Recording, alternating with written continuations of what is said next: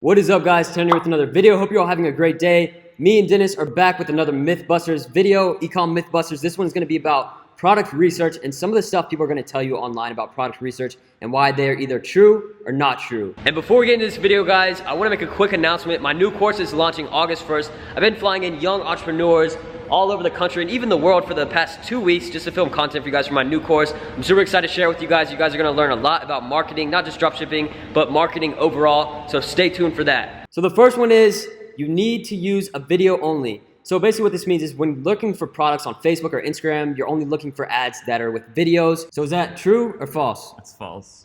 So I would say we've scaled six-figure products that only use images and six-figure products that only use videos. So it more matters about the product. If it's the product has to be a unique offer. Like the product that was an image was a really unique offer that was a really valuable thing that you couldn't go into the store and find it. It was only specific really to that ad.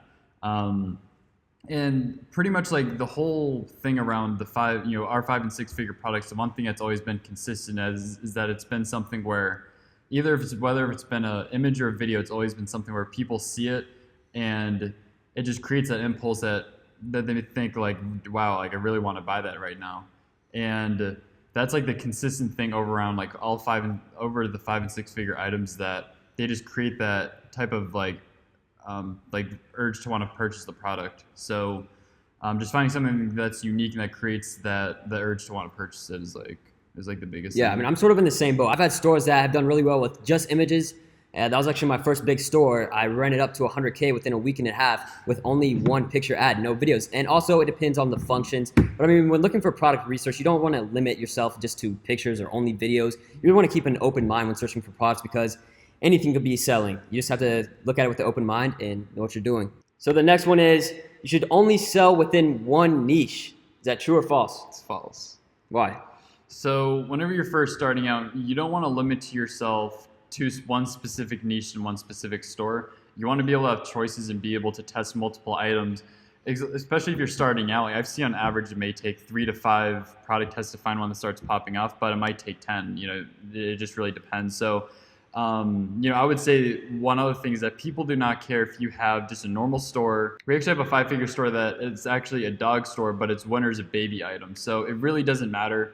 And I would say whenever you're first doing product research, it's easier to segment the product research going niche by niche just by being a normal store, not niching down to one specific thing. So it sort of goes back to the thing with only looking at video and images for ads or separating that. This is sort of the same thing. If you're only looking in one niche for a specific product, it's going to take you a lot longer to find products, 1, and 2, actually test them to see which one is successful. It's going to take a lot longer. And with the store-wise, general store for the start, I would say, right? Mm-hmm. Because you can add basically any product you want and continue to test it. And if it continues to do really, really well, you can switch it over to a niche store and start, upselling, cross-selling different related items. But honestly, a general store, you can basically sell everything because if you have a hot product, you can continue to sell that hot product. It doesn't really matter what store it's on just because you're promoting to the product page and not the home page.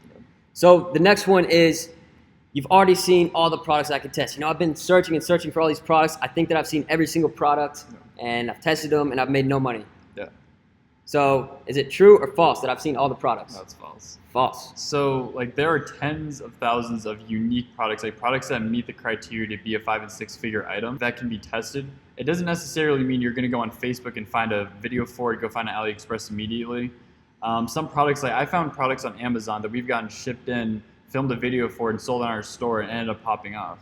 Mm-hmm. So I would say the biggest thing is that most people quit at this part because their expectations are that it's going to be very easy. I'm going to find a bunch of different products in one time, and sometimes it takes an hour to find 3 products. Mm-hmm. I've literally been on calls where we've taken an hour and a half to find 3 products, but that one product that we found ended up popping off and ended up being the winner. Yeah, so it's really just about patience and not trying to rush the process, trying to dump a bunch of money into one product that you've never tested. I see too many people do that, whether it's with Facebook ads or influencers. They find one product, they think it's going to be a banger, it's going to make them hundreds of thousands of dollars, and they dump $1,000 into influencer ads or set their Facebook ad sets to a really high ad spend per day. And honestly, it's testing it with a low scale to make sure that it works, or if it doesn't. Like Noah said in the previous videos, that he spends about $150 per product, so it's not a big hit depending on how much money you have to start. So the next one we have is the product needs a lot of orders. So let's say I find this product on AliExpress, but it only has like 10 orders, but I think it might sell. Like, should I test it or should I not? So people think that is it true or false? It's false. So like I'll just give you like an actual real life example. So one of my student stores, we found a video on Facebook that only had like 30,000 views, but the video was like a banger. And we looked at AliExpress, and literally the only ones we could find for that specific item, it only had like 15 like orders. And we were like, well, we're still gonna test it. And that one actually, like within a month, they got over 100 orders. We started creating lookalikes for it. And most people, when they looked at it, they'd be like, oh, if you went off of the fact that, you have to have something that has high orders, you would have just missed out on a winner. Yep.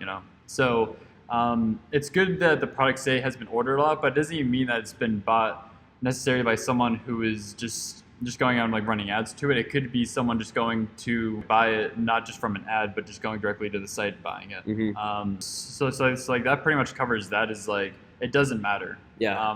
Just keeping an open mind, because too many people, they try to focus too much on the numbers. I know I've told you guys before, let data back it up, not your emotions. So the next one is, should I make my own video? I found a product, I think it's a banger, I tested it, it's getting a few sales. Should I buy the product and make my own ad or what? So I'm gonna say true and false, because like there's two different sides to it. So true because like I personally never had any problems with copywriting, like scaling products up to like 5 and 6 figures, but I have had problems like with say certain videos having like swearing in it that made it like stop Facebook, like stopped it from running.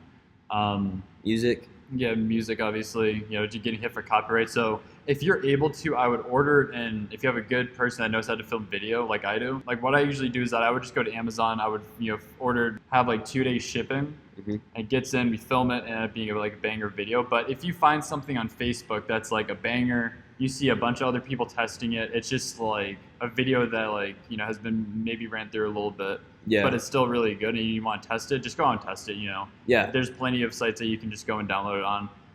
You shouldn't be, I've never seen someone ever get hit for something like that. I still do it sometimes. It just depends on just kind of depends on the situation. Yeah, it depends on, like, let's say the ad, it was a banger at first, it made you sales, but now you're running ads, your cost per purchase is getting a little bit higher. The ad doesn't seem to be performing as well. Maybe you want to differentiate the ad, but you don't have any other videos or pictures out there to use. So like you said, you can buy it on Amazon, have it shipped to you, and you can film it yourself, or if you have someone that knows how to film good videos that can create an ad, or even just learn on YouTube, self-teach yourself. Like you're watching this video right now, you're trying to teach yourself, give yourself some knowledge, look up how to edit videos, how to film videos, the right lighting and everything like that. So that is it for this video, guys. The Mythbusters Part 4, product research. So hopefully you enjoyed it. Make sure you go follow Dennis on Instagram. I'll leave the link below. Hope you guys got value. Yep, definitely got some value to you guys in this one. So I will see you guys in the next video. Make sure you leave a like, comment, and subscribe. Peace.